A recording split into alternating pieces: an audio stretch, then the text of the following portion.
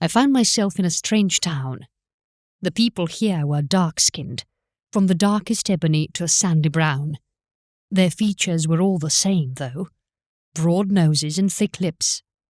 They looked like Hawa from Iblis's story, but not nearly as breathtakingly beautiful.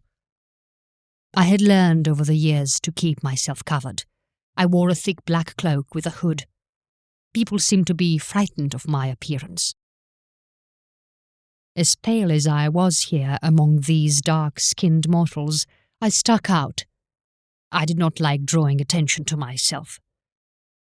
This place was dry and starting to wither. I could tell that it used to be green and fruitful. I have noticed over the years that wherever humans are, they tend to destroy the area. They seem to be a parasite that consumes and destroys and does not even know it. The town was just a bunch of huts and farms. The people were rough and haggard-looking. It smelled bad here, like something fermented mixed with human waste. Flies buzzed everywhere. Living people seemed to just rot along with the dead things they ate. There was a commotion in the centre of this rotting town. A man sat on the dirt road. He smelled of a drink humans seemed to enjoy. He had crusted vomit on his face and clothes. His skin was a dark brown, and his hair, like the rest of the people's in the city, black, and looked like sheep's wool. It was thick and had small, tight curls. His head was bleeding. People spat at him and threw stones at him. "He says a flood is coming," a woman who was missing several teeth said. The crowd around him laughed and jeered. They spat at his feet. "This old drunk fool asked me to help him build a boat," a man shouted. "A boat?" another man asked, laughing. "Aye, a boat out here?"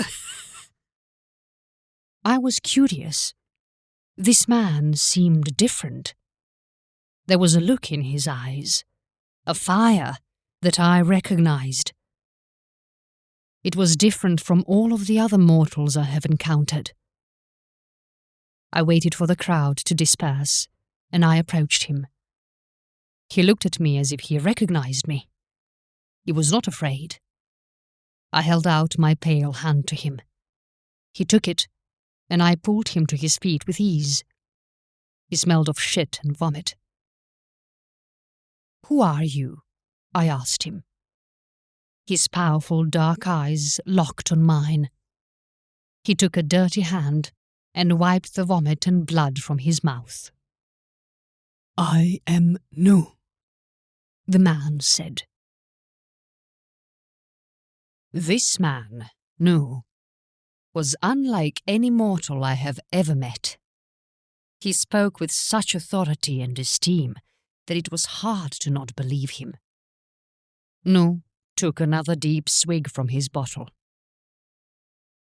"You are not like them," Nu said. He pointed to the people that threw rocks at him and mocked him. "You are from heaven, like Gabriel?" Nu asked.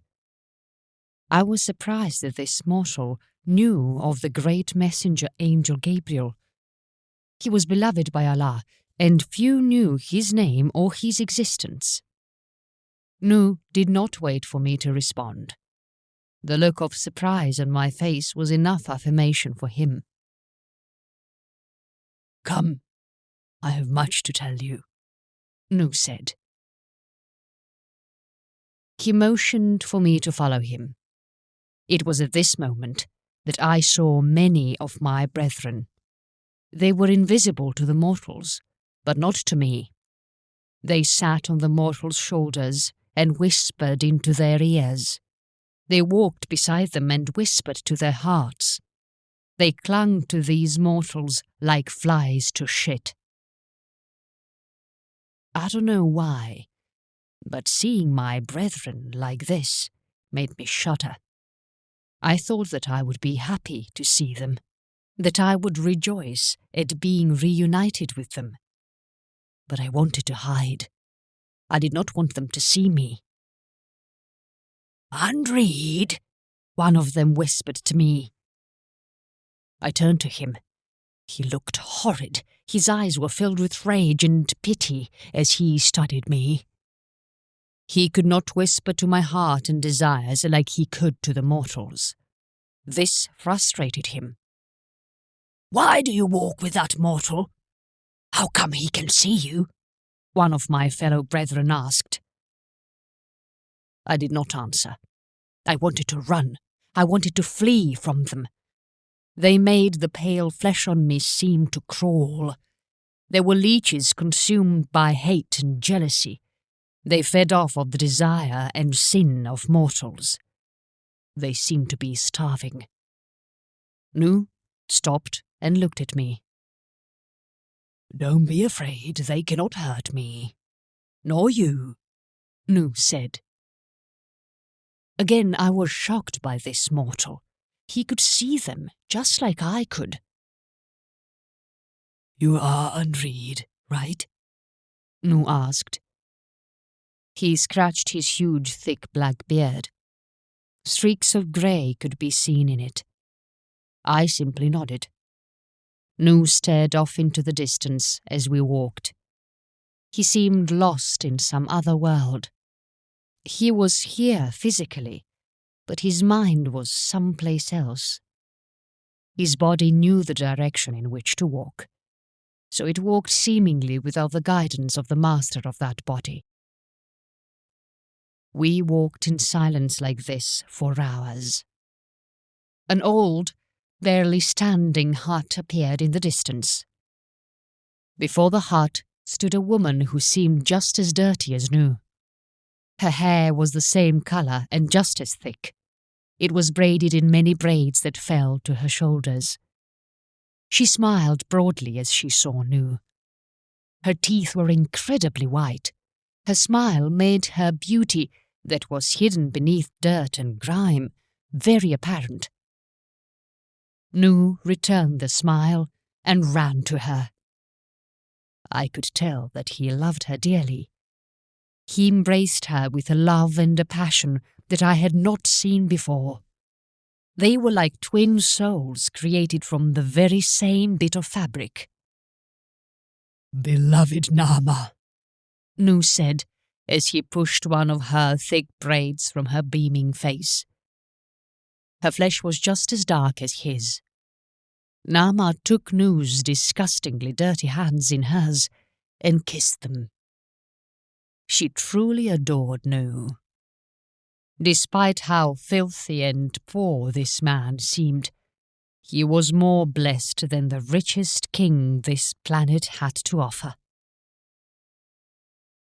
After a moment of embracing her, he pulled back and stared lovingly into her eyes. "Where are my sons?" Nu asked. As if to answer his question, 4 young dark-skinned men ran out of the woods to embrace their father. All but one seemed happy to see him. The one that did not was not as dark as the others. His hair was not as thick or as curly. It seemed straight like mine. His flesh was a light brown. His eyes were not the same dark color as the rest of his family.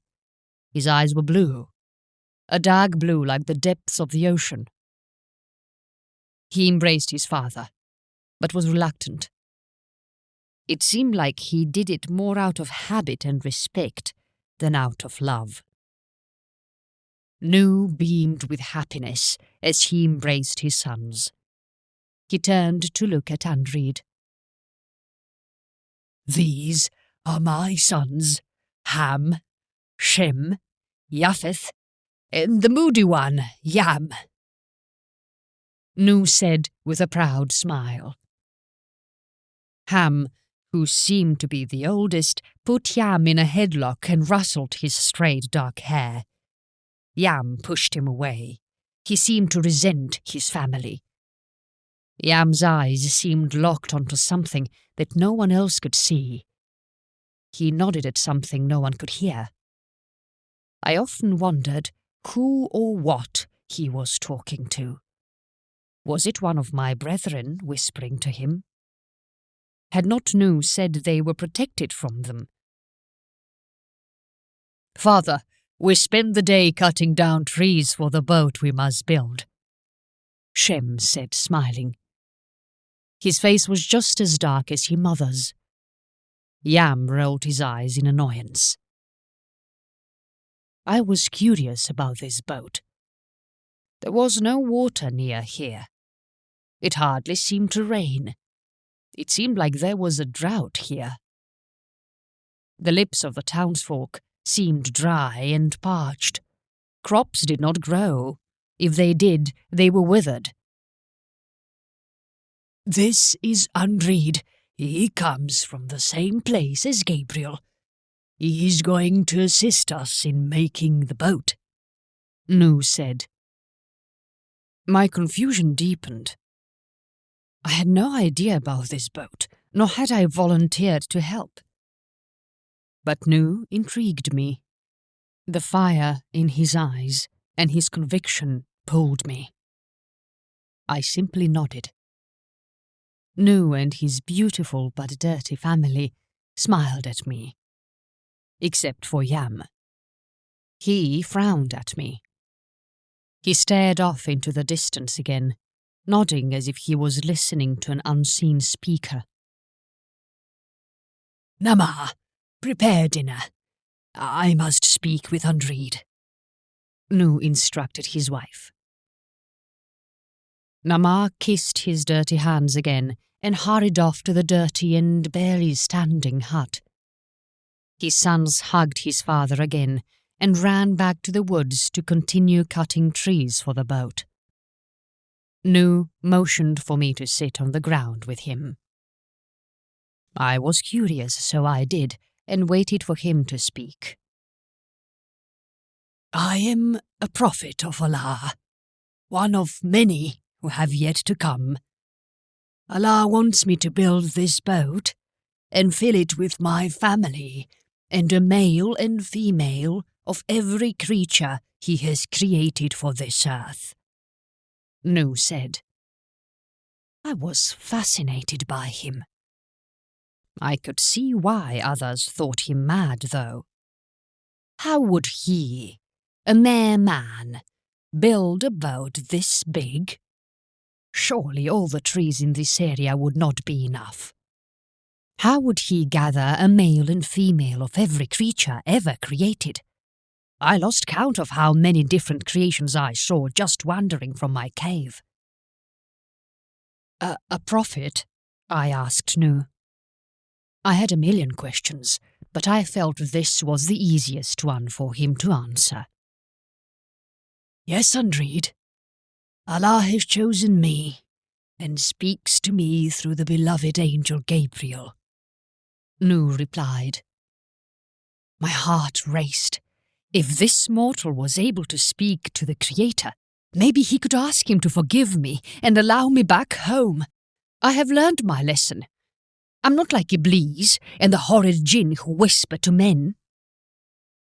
There will be many more prophets to come in the new world after Allah floods the world. The last will be a great man from a place that will be named Arabia. I feel you will still be alive, Angrid," Nu said sadly. Nu locked eyes with me, and I shuddered. It seemed he could see every part of me. My torment and my pain, my betrayal of God and my love for Iblis. Nu said something profound that answered my deepest question. I would still be alive in this new world, so I would not be going back home. I wanted to weep. "Don't be sad, Angrid. You have a great purpose. We must accept everything that we endure with a smile and thanks, for we don't know the reason or what we are being saved from." Nu paused for a moment. He seemed lost in thought. He stared at the ground for a long moment, then again up at me.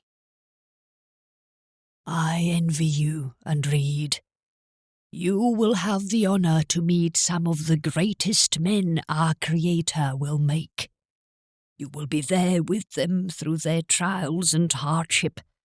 You will be there when the greatest creation and last mercy to man fades from this earth. You will be there when men are called to account and this world fades. You will see it all." Nu looked at me in awe. I was confused about how me wandering the earth for countless eons and seeing the idiocy of mortals was a good thing. All I wanted was to return home. But I knew that would never be now. "Do me a favor, Angrid. If you ever get to meet the last prophet, ask him to not forget me, Nu, on the day men are called to account." Nu asked me. Nu placed his dirty hand on my shoulder. "His name will be Muhammad," Nu said. He spoke that name with such reverence and awe that I had no choice but to admire the yet created last mercy to mortal men. Time passed quickly with Nu. He was a master craftsman. As the years passed, the great boat started to take shape. It was huge. It was as tall as one of the tallest skyscrapers known today, and as long as several football stadiums. People who mocked Nu would come and stare in awe at this massive thing being built by Nu and his sons. I lent my strength when needed, but by far it was Nu and his progeny that crafted this massive thing. As he crafted it, beasts and creatures of all kinds seemed to flock here. Some mighty and fierce, others were small and weak. They did not attack, nor fight. They sat and watched. It was almost as if they knew what was about to happen. They protected Nu and his sons as they built the great boat. Nu's beautiful wife kept them fed and attended to their every need. Her role, though less important, was still a tremendous part in building this boat. The more I observed Nama, the more I understood the role of women to men. The more I understood Iblis's tale of how Hawa was happy to serve and attend to Adam. I understood that even the roles that don't seem as important could make or break a man and his family. Nu was her purpose. Nama and her sons stood beside and supported Nu's purpose. All except Yam. As the years passed, it became clear to me that Yam did not believe his father. Yam thought his father was mad. Yam would often sneak away and join the townsfolk in drinking and mocking his father. That did not last long for Yam, for he was a son of Nu, and thus guilty of madness by the townfolks just by association. Yam started to resent and hate his father. His father was the laughing stock of the town. His father was a brilliant craftsman, but insane. He was a dirty drunk who thought God spoke to him. Yam had thought about killing his father many times. He wanted to be rid of the plague that cursed his family. He, being a young man, wanted a wife. No family would marry their daughter into the family of Nu. While the other young men were enjoying the single women of the town, Yam was shunned and mocked. Yam felt trapped. He could not understand why the god that his father claimed talked to him would have an issue with Yam having a wife and being happy. Yam sighed. Maybe he was cursed. Just as his father had an invisible friend he called God, sending him messages, Yam had a more practical, invisible friend. His friend was horrid to look upon, but he wanted Yam to have fun, to get the women he wanted and live the life he wanted. He whispered to Yam's heart and fed the hate in it for his father. Yam liked his friend. Yam spent the day in the local tavern getting rejected by the loose women of the small town. Women who would sleep with a pig if paid enough, but they would not touch him. Yam wanted to murder them all, log them in this small tavern and burn it to the ground.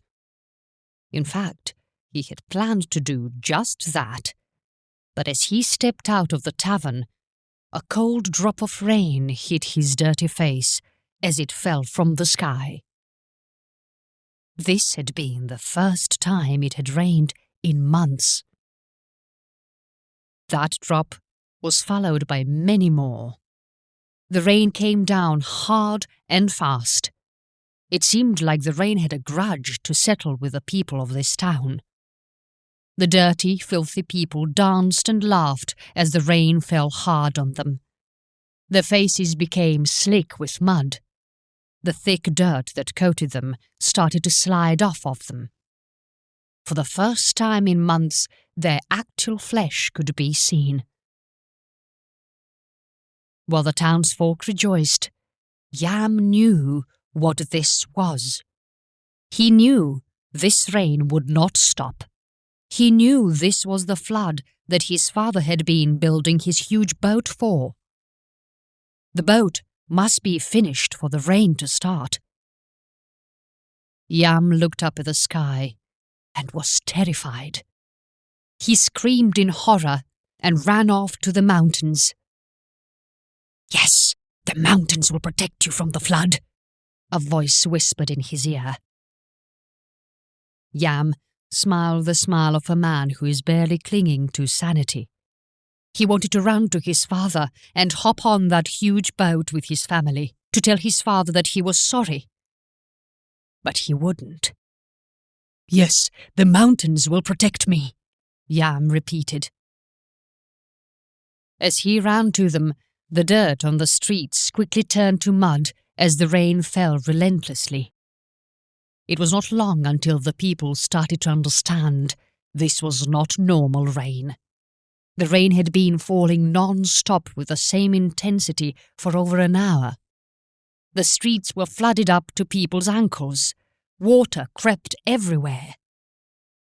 The people started to panic. They started to become afraid. Many ran to Nu and his massive boat, but the beasts that were boarding kept them at bay. Nu looked at them and shook his head. For the first time, I saw Nu for what he truly was. His dark flesh was clean and shone in the darkening sky. His eyes seemed to be smouldering balls of fire. He looked magnificent. I wanted to kneel before him and kiss his feet. He radiated with a power and authority that I have never seen in a mortal before. His wife and sons were already on the massive boat, all except Yam. Nu watched all the beasts and creatures of the world board the massive boat, a boat that he dubbed the Ark. I asked him about the name long before the rain fell. Nu's dirty face beamed as his entire face smiled. "Allah's rage and kindness," Nu replied.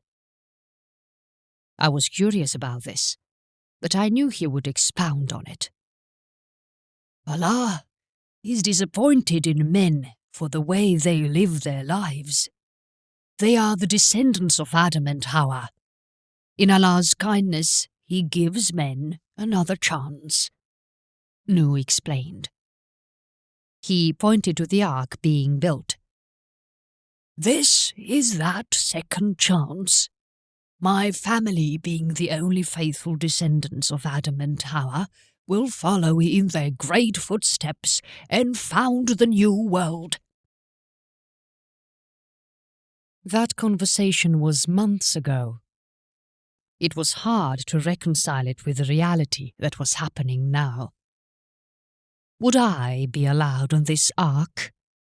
Or would I have to swim and wait in the ocean until the waters receded?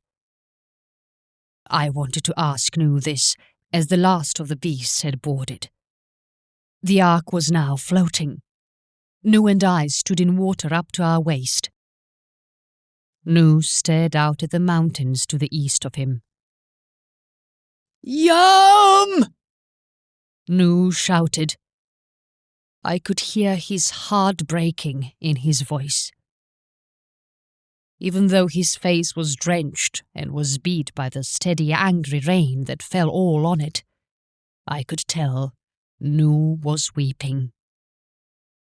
"Oh, Yum," Nu said softly. Nu took one last look at the mountain and boarded the ark. He motioned for me to come. It appears I was destined to be on this ark with Nu, for only I possessed the strength to close the massive wooden door and seal it with a massive beam. Only I had the strength to unfurl the massive sails. Nu stood on the deck of the ark and hugged his beautiful wife, and he stared again at the mountains to the east. "It's okay, son," Nu whispered. Yam was out of breath as he neared the top of the mountain. He could see the water rising quickly. The rain beat down on him, making his climb hard and dangerous. But he made it. He looked over at the massive boat he knew his father was on, and wept. "Father, I'm sorry," Yam shouted. He knew his father could not hear him, that no one could. There were no birds in the sky. The world seemed dark and dead. His father had been right. He has been a fool to doubt his father so. "Father!" Yam shouted into the rain. He hoped his father would sail that massive boat here and save him from this mountain. But in his heart he knew that would not happen. Yam could hear the screams and pleas of the townsfolk as they drowned and tried to escape the rising waters. "You can still win, Yam. You can still beat your father and his god," a familiar voice whispered to him. Yam shook his head, but his eyes were drawn to what looked like a noose tied to a tree. "You don't have to drown and lose, Yam. You can beat them all and take your own life," the voice whispered. Yam sighed. He was terrified. He knew his only options were death. He could drown or hang himself. Yam took a deep breath and sighed. His father once told him that killing himself was a great sin, for his life did not belong to him. Yam had disobeyed his father, and now he is here. He would not disobey his father again. "Be gone, whisperer," Yam said. A grim smile crossed Yam's young face as his deep blue eyes watched the water rise. He would sit here and drown, for that was his fate. This was his consequence. He, being a son of the great Nu, would face his fate like his father had faced his. "O Lord, please have mercy on my son," Nu prayed. He laid on the wooden deck of the ark, his forehead pressed firmly against it. The rest of his body was flat, his arms were outstretched. Nu wept. The rain still beat down on him, but Nu did not seem to feel it. He laid like that for what seemed like days. He did not eat nor sleep. He just begged Allah to forgive his lost son. Naama and Nu's other sons kept themselves busy on the ark. There was not too much to do. All of the beasts and creatures of the world seemed to be in a deep sleep. They, like Nu, lay with their faces pressed against the deck, their bodies outstretched in what looked like an act of worship. I found myself staring out at the world that was now one big ocean. No bird flew in the sky. The sun did not shine, and the rain was relentless. The water was so vast that I could not tell the difference between the water and the sky. I was frightened. I don't know why I was. It was clear that I could not die. I could go to the bottom of this vast ocean and wait until the water subsided. Maybe it was the wrath of Allah that scared me so. For He loved every creation. For Him to destroy nearly all that He created on this cold, dark place called Earth, He must truly be angry. I wandered about the deck for days. I would check on the animals, then sit and listen to Nu's family laugh and tell tales of their lives. They were amazing people. I felt fortunate to be among them. Seemingly out of nowhere, Nu joined us as we sat and laughed. His family embraced him and handed him some food. This seemed routine for them. This has been a frequent occurrence. Nu patted me on my shoulder. He looked at his family as he ate. His eyes seemed like smouldering balls of fire. He had gotten a revelation. Nu seemed to glow. His presence warmed the entire ark. All weariness and doubt seemed to disappear on the faces of his family. They knew God had sent Nu a message, and they eagerly awaited it. Nu slowly chewed his food, then took a long drink of water. His family watched him raptly as they awaited what he would say. They believed in Nu wholeheartedly. After what seemed like long moments, Nu smiled. "Prepare spaces and food, and we will be joined by 75 people," Nu said. He did not wait to answer their questions. He simply stood and walked back out into the rain on the deck. He stared off to the east. I wondered if he was thinking of Yam, or if God had answered his prayers as he lay prostrated on the deck for days. If Yam was forgiven. Either way, Nu was at peace with whatever decision his Lord made. I learned something then that I ended up seeing in every prophet that I had ever met. They were all human, not even the best among the humans, but human nonetheless. They feared and doubted like everyone else. They wept and questioned like everyone else. The only difference, it seemed, was their heart. Their hearts seemed both strong and soft. For it takes a strong heart to hear the commands of God, a strong heart to fulfill them without pause of worry, of casualty, or consequence, but soft for the love of God and humanity. They were all just as puzzling to me as Nu was. He was a drunk who cursed and spat with the best of them, a prophet of God who fulfilled his task without pause nor care of what others thought of him. It was many days before the 75 joined us. They seemed to fall from the skies like the rain and land on the deck of the Ark. There were many more women than men. They had various skin tones. They ranged from the darkest of ebonies to the lightest of browns. Their hair was thick and black like news. They were joyous people. They laughed and brought life to this huge ship.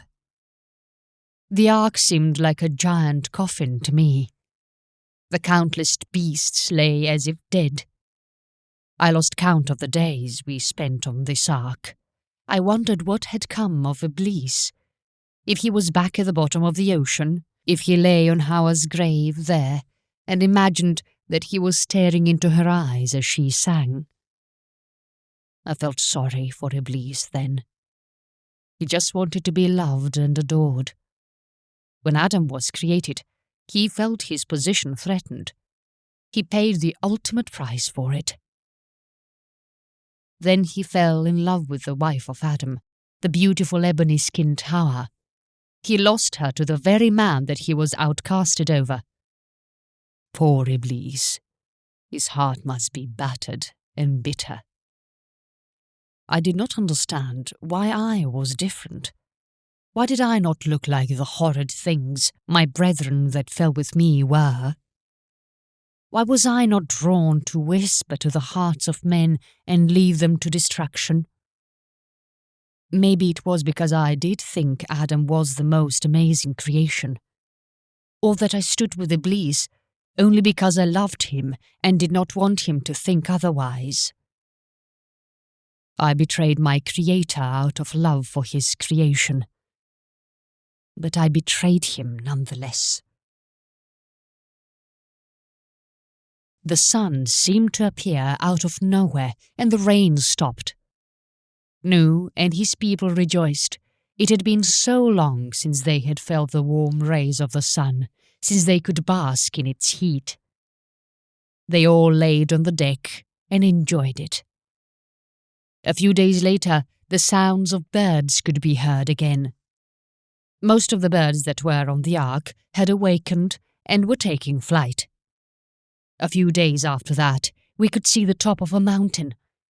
The water was starting to recede. It was not long before the water was completely gone. The Ark stood still on muddy land. We did not venture out of the Ark yet. The ground was too soft. We were afraid we would be swallowed in the mud. This entire area had been underwater for months. There were no trees or shrubs. Everything was barren and glistened in the sunlight. We stayed on the Ark until we could see the earth was dry and cracked. The beasts started to wake. They would pace their areas and defecate everywhere. I lowered the massive gate on the Ark.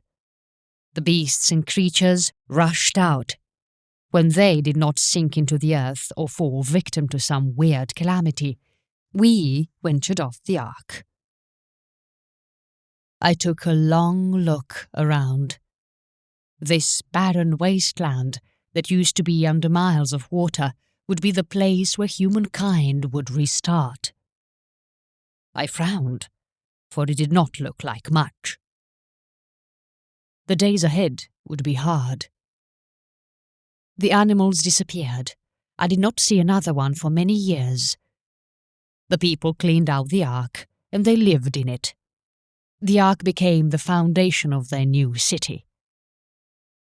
As the people of Nu explored, they found a drinkable river that ran into the ocean. They discovered fish. It seemed like overnight the landscape started to change.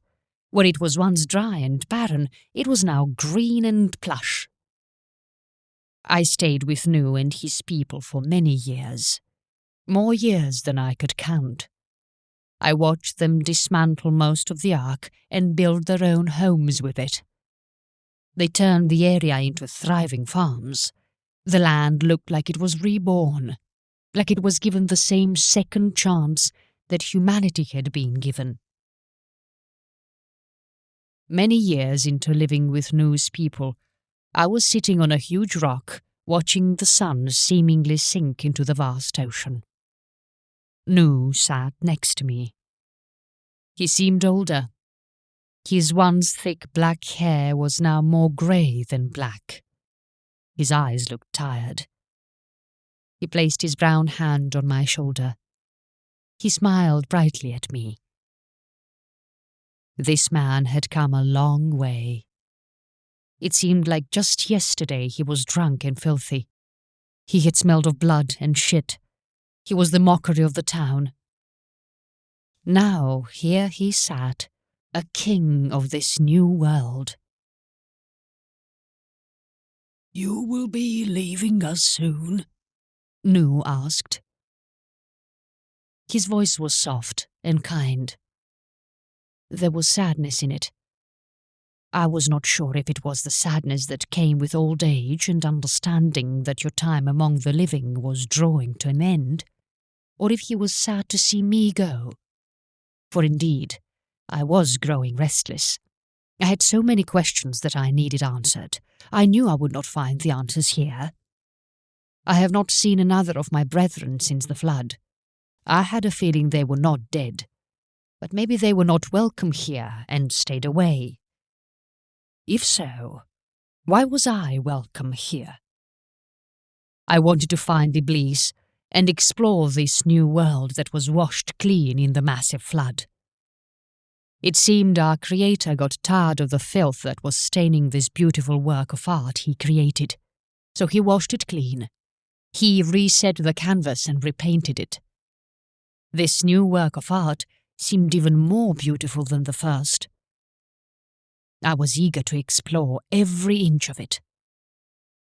I looked at Nu and smiled sadly. "Yes," I simply said. I did not know what else I could have said. New life had been born among Nu's people many times over. If I tried to count my years among Nu's people, it would be several hundred. Nu lived unnaturally long. His wife and sons had long passed. His grandchildren and great-grandchildren had also left this world. He was not alone. His children of many generations were still here. The group that started off with only 80 was now nearly 1,000. Nu sighed deeply. He stared hard at my face for a long time. "You have not aged a day," Nu said. He seemed to pity me then, like I was missing out on growing old and dying. Nu did not seem afraid of death.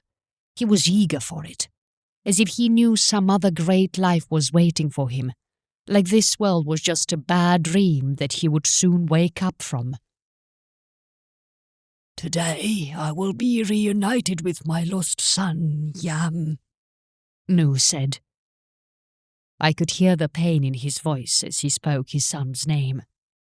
Even after all of these years, he had not forgotten him. He had prayed for him every single day. By the look in his eyes, I could tell his prayer had finally been answered. I wondered if Nu's long life was the price he had to pay for Yam's forgiveness. If having to watch your wife and sons wither and die while you still lived was part of that price. To have to bury many generations of your lineage, yet you are still here. That had to be painful. If it was the price, Nu paid it with a smile. "Allah has forgiven you, Andreed. You will never be like the other jinn. You have a wonderful purpose here. Like all of us that are chosen to serve Allah, that purpose is lonely, hard, and painful," Nu said. My heart sank for a moment. How could he know my thoughts, the things that pained me? After all of these years with him, I never truly put stock into who and what he was. He was a man. He was flawed. He was mortal. Yet he was loved by our Creator and chosen by him. He was truly an amazing man. I smiled at Nu. He was dying. I could see it in his eyes. It was then that I saw her for the first time. She took the very breath from my lungs. Her flesh was like polished ebony. Her hair was like the darkest night, yet void of stars. Eyes just as deep and dark. She was the most beautiful creature I had yet seen. Had Iblis seen her, he would be jealous. For even when Iblis was in paradise, he could not hold a candle to this creation. She smiled at me as she approached. I was so taken by her I could not move. Nu seemed to see her as well. He smiled at me warmly. My time has come. I will see my beloved Yam again, Nu said as he stood. He reached out and took this beautiful ebony woman's hand. I heard Nu sigh, and his body started to fall. I rushed forward to grab it. I could not let the body of this sacred, beautiful man hit the ground in such a way. The woman smiled at me. She was Death, the taker of the souls. It is said she stands before every human several times a day and asks Allah, "Is it their time?" I wondered if she did that to me, or if that was said for humans only, for I would love to see her again. She turned and walked with Nu's soul into the light and vanished. I could not help but weep. Nu had meant more to me than I even knew. Now I was back to being alone. Nu had been my ark on the troubled waters of my heart. He was an anchor for me in this life, just like Iblis had been. I felt Nu's loss deeply. I carried this sacred man's body back to the city. When the people saw me carrying him, they wept and cried loudly. Nu was loved by all. How could he not be? He was chosen by our Creator, and it shone in all he did and said. I took his body to his family so they could clean him and wrap him in sheets. They would then bury his body in the earth. He would return to the clay and dust in which he was created. I did not stay for any of this. I could not. I was hurt deeply by Nu's passing. Shortly after I gave his remains to his descendants, I left that city and the people of Nu. I did not know where I was going. I just had to go. Once again, I was alone and scared. I felt like I was taking my first step out of that cave again. I turned and looked at the city one last time. "Farewell, Nu," I said.